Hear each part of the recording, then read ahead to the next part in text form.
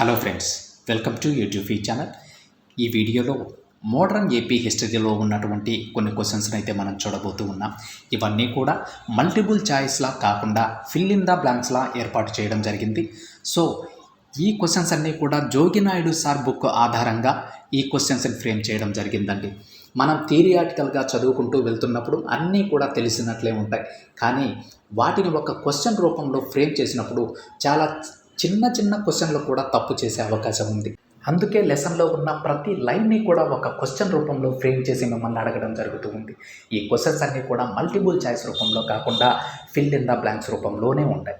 So question చూడగానే మీరు క్వశ్చన్ని పాస్ చేసి ఆన్సర్ చేయడానికి ప్రయత్నించండి. వీటి ఉపయోగం మీకు ఇప్పుడు తెలియదండి, ఖచ్చితంగా ఎగ్జామినేషన్ పాయింట్ ఆఫ్ వ్యూలో వీటి ఉపయోగం ఎంత ఉందో మీకు అర్థమవుతుంది. మీరు మాత్రం నెగ్లెక్ట్ చేయొద్దు ఫ్రెండ్స్. ప్రతి ఒక్కరూ కూడా సీరియస్గా ప్రిపేర్ అవ్వండి. మళ్ళీ చెబుతున్నానండి, క్వశ్చన్ చూడగానే క్వశ్చన్ని పాస్ చేసి ఆన్సర్ చేయడానికి ప్రయత్నించండి. First question, Vasco da Gama మొదటిసారి కాలికట్ ఎప్పుడు చేరుకున్నారు? ఆన్సర్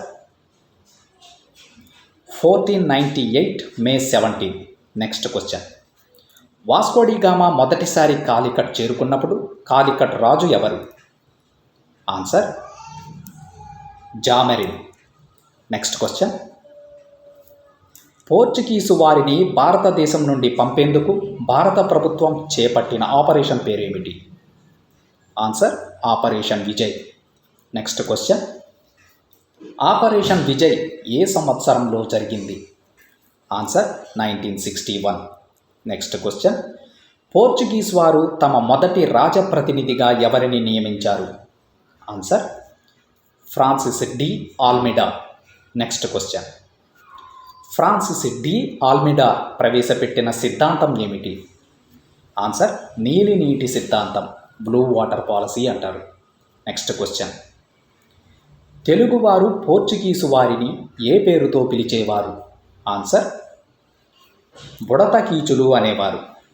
నెక్స్ట్ క్వశ్చన్, భారత్లో పోర్చుగీసు వారి ప్రధాన వర్తక స్థావరం ఏది? ఆన్సర్ గోవా. నెక్స్ట్ క్వశ్చన్, ఆంధ్రదేశంలో చివరిగా వర్తక స్థావరాన్ని ఏర్పరచుకున్న యూరోపియన్లు ఎవరు? ఆన్సర్ పోర్చుగీసు వారు. నెక్స్ట్ క్వశ్చన్, మచిలీపట్నం వద్ద మొదటగా వర్తక స్థావరాన్ని ఏర్పరిచిన వారు ఎవరు? ఆన్సర్ డచ్ వారు. చూశారు కదండి, మీకు బుక్లో ఉన్న ప్రతి లైన్ని కూడా ఒక క్వశ్చన్ రూపంలో ఫ్రేమ్ చేయడం జరుగుతుంది.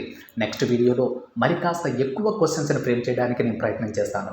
ఈ విధంగా ప్రిపేర్ అయితే ఎగ్జామినేషన్ పాయింట్ ఆఫ్ వ్యూలో మ్యాక్సిమం స్కోర్ చేయొచ్చండి. ప్రతి ఒక్కరూ ప్రయత్నించండి.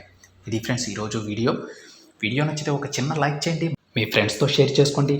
ఫస్ట్ టైం ఛానల్ని చూసేవాళ్ళు మాత్రం తప్పకుండా సబ్స్క్రైబ్ చేసుకోండి ఫ్రెండ్స్. పక్కనే ఉన్న బెల్ ఐకాన్ని యాక్టివేట్ చేయడం మాత్రం మర్చిపోవద్దు. మరికొన్ని క్వశ్చన్స్తో ఇంకొక వీడియోలో కలుద్దామండి.